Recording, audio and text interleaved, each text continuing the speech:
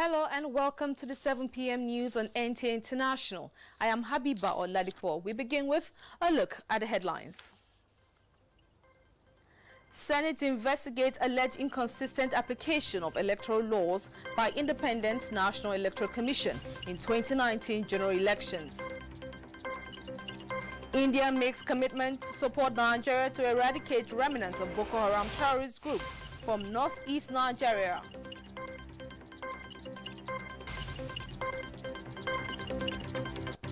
Cyclone Idai triggers massive destruction in 3 countries of southern Africa, affecting hundreds of thousands of people.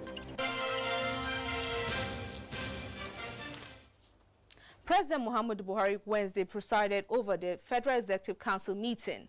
The meeting was the first after the presidential and National Assembly elections on the 23rd of February and the governorship and state houses of assembly elections of the 9th of March 2019. In attendance were the Vice President Yemi Oshibajo, Secretary to the Government of the Federation, Boss Mustafa, Chief of Staff to the President, Abba Kyari, Head of Service of the Federation, Winifred Oyita, the National Security Advisor, Babangana Mungunu. Judicial officers, especially justices handling election petitions, are charged to be upright in dispensing justice by upholding the rule of law. President Court of Appeal Justice Zainab Bukala-Chua gave the charge at the induction course underway in Abuja for judicial officers who will be involved in the administration of justice on election matters.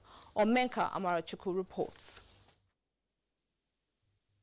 Seated here are the justices of the appeal court, preparing for the upcoming challenge ahead. By the end of this week, they will be in their various states of posting to adjudicate over election petitions arising from the 2019 general elections and the appeals that will follow suit by the aggrieved parties.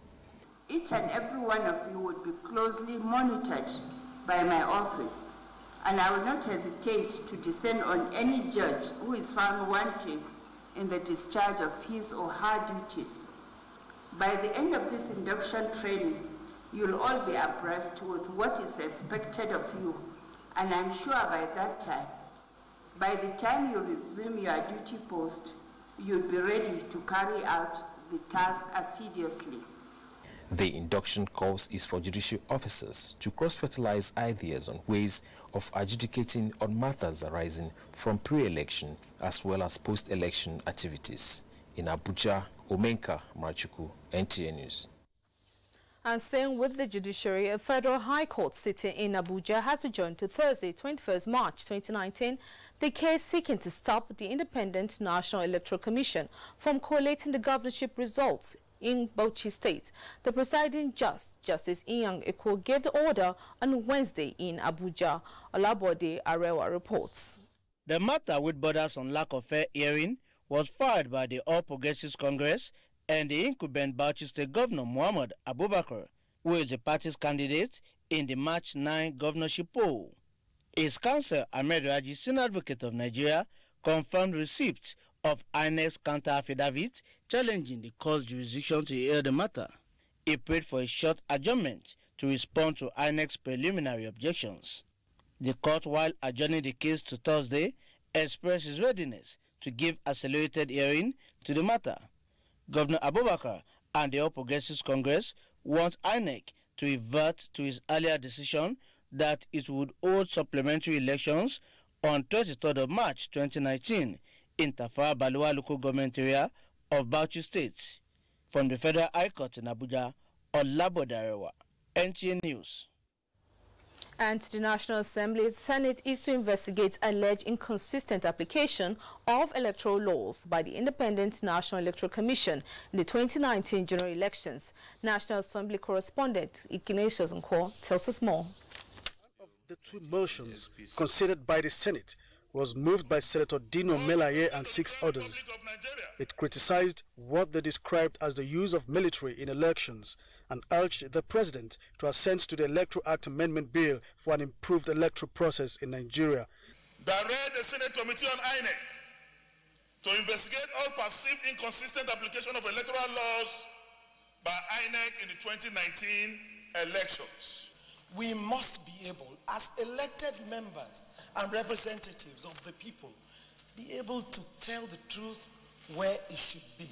I also want to commend the Chief of Army Staff, who for the benefit, for the image of Nigeria and the military, knew that any allusion, any allegation must be looked into. And he took the bull also by the horn by setting up a committee.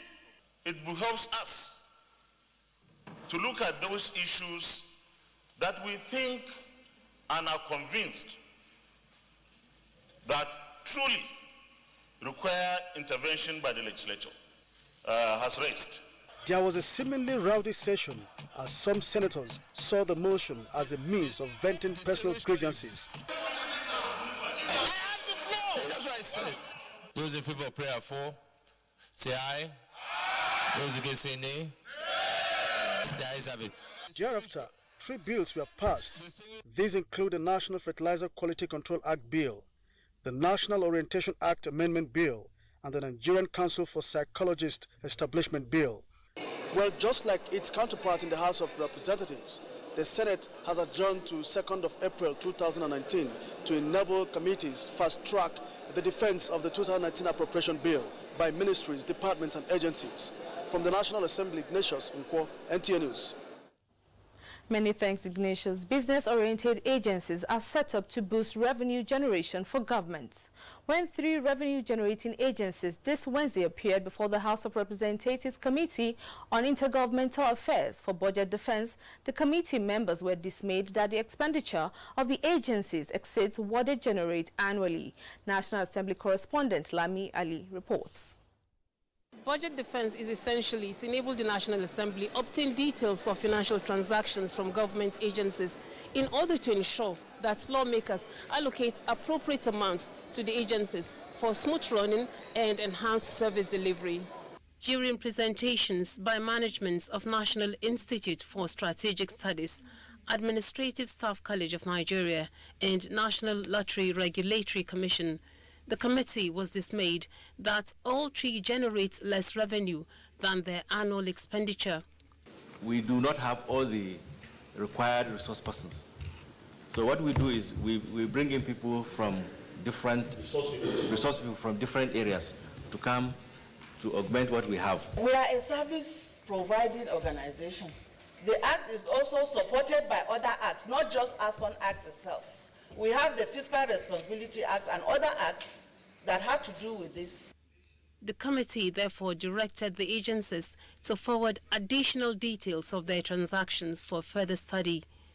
Whatever we are spending or whatever we are receiving, these things are government money and is the money for the Nigerians. Speak to us as an agency that is generating funds. Don't tell us that you don't have the power to do it. You are subsidizing it. Then my agency is not properly accounting for what it's doing. There should be a way of making them to pay for whatever service they are getting from you. Managements of the agencies were also charged to be forward-thinking and pragmatic in meeting the objective for which they were set up. From the National Assembly, Lami Ali, NTA News. It's barely 1 year when the present government enacted the Executive Order 001 with the primary aim of ease of doing business in Nigeria. Stakeholders are putting their heads together to appraise the level of implementation of the order. This appraisal is coming at a validation workshop on the administrative burden in the enforcement of the Executive Order 001 in Abuja. Ahmed Anders Ahmed reports. Executive Order 001 came into effect in 2018 as a result of the bureaucracies in setting up businesses in Nigeria with multiple agencies with similar mandate. As a one-stop shop strategy where investors both local and foreign are attended to in good time, as well as encouraging competition to boost the nation's economy, assessing the initiative so far was in order.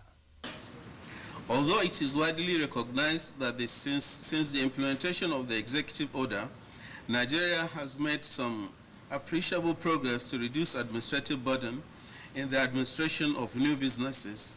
While these measures are welcome, there are still other inherent administrative burdens to successful business operations in Nigeria. For the various interest groups, there is room for improvement and greater synergy by all agencies involved in ease of doing business. You know, a lot of obstacles and hindrances that people experience when they come to Nigeria. They are now feeling that things are working now. Ahmed NTA News. And for developments from the world of business, Rachel Shoaibu is standing by. Welcome to Business News.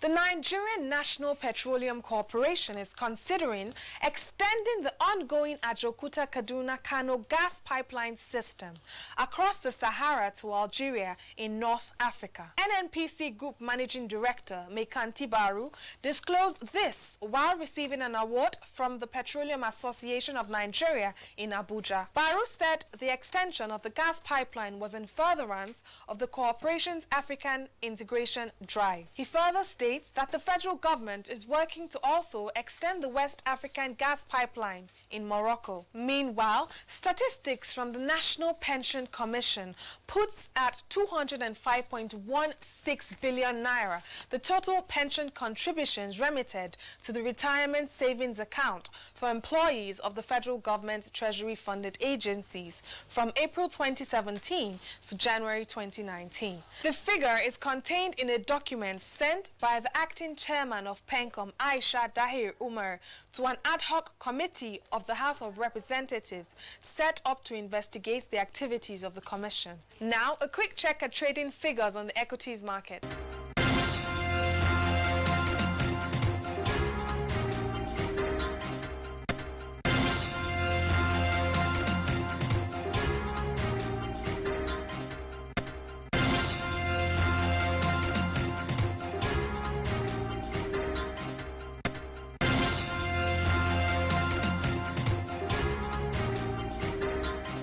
That's it from here. I am Rachel Shaibu. Enjoy the rest of the news. And to security matters, the Chief of Air Staff Quarterly Conference has commenced in Abuja with a view to consolidating on successes achieved in securing the territorial integrity of Nigeria. Naja'atu Tijani reports. This is a high-powered conference attended by senior air officers. In his opening remarks, the Chief of the Air Staff talked about the restructuring that the Nigerian Air Force has undergone in the last 3.5 years. This conference will consolidate on those achievements while implementing policies and plans that will take the Nigerian Air Force to greater heights in line with international best practices. The Chief of the Air Staff also hinted at the acquisition of new logistics, including gunships. We are expecting the Augusta 109 power helicopter gunship from Italy, and the President and Commander-in-Chief will be invited to induct the gunship in a ceremony. The acquisition will boost ongoing counter-terrorism operations in the Northwest and Northeast, as well as upgrade the Nigerian Air Force fleet in line with global best practices. Also on the agenda at the two-day conference are security briefs and projections for the next quarter. Meanwhile, the Chief of the Air Staff has also inaugurated the Nigerian Air Force Geospatial Intelligence Data Center, equipped with high-tech hardware and software. The center is expected to support Nigerian Air Force operations, as well as collaborate with other security agencies during joint operations and in the area of crisis and disaster management. Providing support to the initiative with their expertise were the Chief of Defense Staff, General Abayomi Olunishakin, the Comptroller General of the Nigeria Customs Service, and other dignitaries. The center will deploy satellites and other space technologies for greater efficiency. Naja'atu Tijani, NTA News. Meanwhile, the Indian High Commissioner to Nigeria, Abhay Tukur, has reiterated the commitment of his country to support Nigeria in the quest to eradicate the remnants of Boko Haram terrorist group from northeast Nigeria. The High Commissioner gave the commitment while on a working visit to the office of the Chief of Army Staff, Lieutenant General Tukur Buratai. Defense correspondent Ismail Musa has the details. India, with a population of 1.3 billion, was instrumental in the establishment of the Nigerian Defense Academy in 1964. While India fought terrorism for over 3 decades, the Nigerian military technically degraded the Boko Haram terrorist group within 9 years. This visit provides an avenue for further collaboration in the quest to eradicate terrorism, a common global threat. We have built upon our collaboration with Nigeria in the past, which was essentially along the lines of trainings. I'm very happy to note that we have hopefully managed to infuse some new thinking in terms of upscaling our cooperation to newer areas and at a larger, in a larger format. We will continue to look for avenues to which we will utilize your wealth of experience and your defense industrial complex that has developed to very high standards. I know your capabilities in handling and technical support to us in the T-55 and the T-72 tanks. Similarly, the newly appointed head of the United States Army Africa, Major General Roger Cloutier, was also at the Army headquarters Abuja, where he promised close collaboration with Nigeria. From the Nigerian Army headquarters in Abuja, Ismail Musa, NTA News. Many thanks, Ismail. And this is the news on NTA International. Time for a break now. The news continues shortly.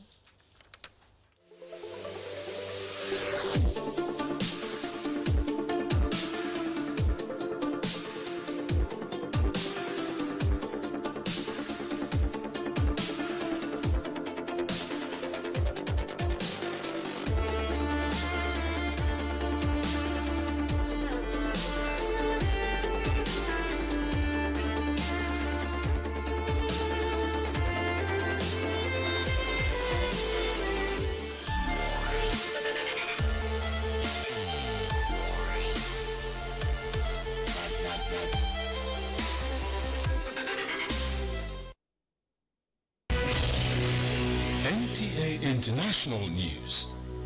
Africa as it is. Welcome back. Wife of the President, Aisha Muhammadu Buhari, who is also the Global Tuberculosis Ambassador, has called on Nigerians to avail themselves for the diagnosis and treatment of tuberculosis to end the deadly disease across the globe. Mrs. Buhari made the call during an outreach of TB program in Kubi village in Paduma district of Abuja Municipal Area Council. This is coming preparatory to the 2019 World Tuberculosis Day, which will be observed on the 24th of March 2019. Participant at a sensitization meeting organized by the Federal Competition and Consumer Protection Commission are advocating adequate funding for malnutrition centers in the country. Joy Uzo reports that this is coming after several attempts to find solutions to deficiencies in basic micronutrients in staple foods. Seated here are nutritional focal persons from various health organizations in the country. Their concern is that malnutrition still remains one of the major public health challenges, and so they are putting heads together to prefer solutions. Major risk factors such as suboptimal breastfeeding and micronutrient deficiencies in foods causing adverse effects on the younger generation topped discussions. The other thing consumers need to know is to interrogate the storage and distribution process. So for instance, if they find out that they are buying food from retailers who keep the bags of food under the sun all day long for several days, then they know that the fortification there may be not so credible anymore. And so that's what consumers need to know, where to buy, what they are eating, and exactly what to buy. And in addition, we have a consumer education department in the Consumer Protection Council, which is now the Federal Competition and Consumer Protection Commission. And one of the roles of the Consumer Education Department is this types of awareness campaign. However, most of these food vendors and the rest of them, they displace the food properly. But now, if you get to their places, you discover that they normally cover it. Because we are there, we enlighten them, we educate them, we tell them the important and why they should do it that way. These experts are advocating more attention to be paid to rural areas where cases of malnutrition are rampant. Consequently, they want adequate release of funds to tackle the menace and improve the standard of women and children in such communities. My expectation is to see people eat well, to see the communities we visited eat well and do well with the hydroxo. The general consensus is a multi-sectoral approach to address the issues. In Abuja, I'm Joy Uzo, NTA News. The position of women throughout history serves as a proof for the continuous need for their advancement. To achieve this goal, the Aspire Women Forum were at the Nigerian Television Authority to seek the cooperation of the organization in creating awareness in Nigeria and the global community to offer opportunity for women to aspire and contribute to the development of the society. Basi Itaikwan reports that the group also made known their intention to change the narrative and encourage women not to only believe in their dreams, but also back their dreams with actions. Despite many advocacy, women still suffer gender discrimination in several aspects of human life. This narrative, Women Aspire Forum, seeks to change with the creation of a platform for women participation through the exposure to opinions, ideas, and experiences to enable them realize their potentials. Realizing the NTA's role in supporting women's aspiration and prospects, the group is seeking the cooperation of the organization to create more visibility for women advancement. We want to encourage them and inspire them and motivate them, activate them, galvanize them to action, to explain to them that the mind is something that also should be blooming and growing day by day. Director General of the NTA, represented by the Executive Director of Finance, who assured them of NTA's support, said NTA will continue to serve as a means of promoting and impacting knowledge through informative and educative programs in the country and beyond. We'll be able to partner with you about the need for women to, dream and go for those dreams of theirs, so that it's like telling them the sky is just the beginning and not the end. Forum also intimated the management of their projects, Dream, Believe, Do and Achieve, with focus on secondary school girls. Basi Taipa, NTA News. Promoting better management of migration and sustainable integration of migrants is in focus at a workshop on the implementation of the National Migration Policy. Correspondent Obiageli Ugoke reports that the technical working group is drawn from both government and non-government organizations across Nigeria. I want to go back home, please. I want to go. African migrants are facing a series of persecution, servitude and agony in foreign land in the search for greener pastures. Participating institutions on the review of the National Migration Policy are concerned about the plight of Nigerians outside the shores of the country. One of the main objectives of IOM is how to promote safe and orderly migration globally, trying to see how best we can prioritize actions as it relates to migration in the country. The Nigerian government is working with international organizations for migration to implement the policy action plan in a bid to tackle human rights abuse of migrants in foreign countries. The issue of migrant protection is what the whole world is grappling with right now. Nigeria is one of the first countries in West Africa or in Africa sub-region to develop a national migration policy. Since the government taking the bold step to first of all situate migration issues to one agency for coordination, the issues of migration in Nigeria has taken a shape, and we are already meeting with the international best standard. Migrants who leave their countries in search of greener pastures are currently not adequately protected by international law.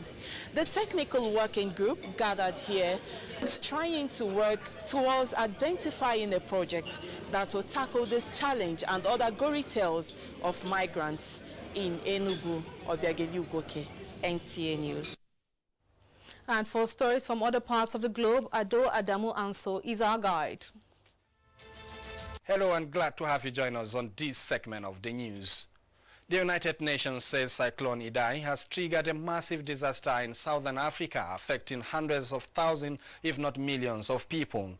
The region has been hit by widespread flooding and devastation affecting Mozambique, Zimbabwe and Malawi. Mozambique's President Filipe Nyusi called it a humanitarian disaster of great proportion.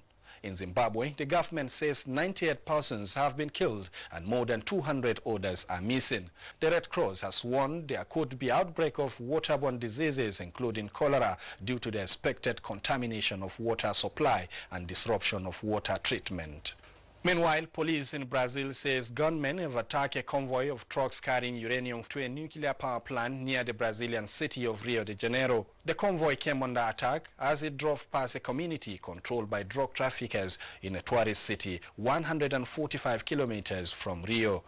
Police escorting the convoy responded and shootout followed. However, the convoy reached the Agra plant safely 20 minutes after the attack. And funerals for 50 victims of last week's mosque shooting in New Zealand have commenced. Islamic traditions call for bodies to be buried as soon as possible, but the funeral have been delayed by the scale of identification process. Hundreds of mourners gathered at a cemetery near the Linwood Islamic Center in Christchurch on Wednesday, one of two places of worship targeted in last Friday's attack. More funerals took place later on Wednesday. 50 persons lost their lives in the shooting at the two mosques in the city. And that is it from here. Thank you for your time. I am Adoademo Also. And now sports news. Super Eagles intensify training in Asaba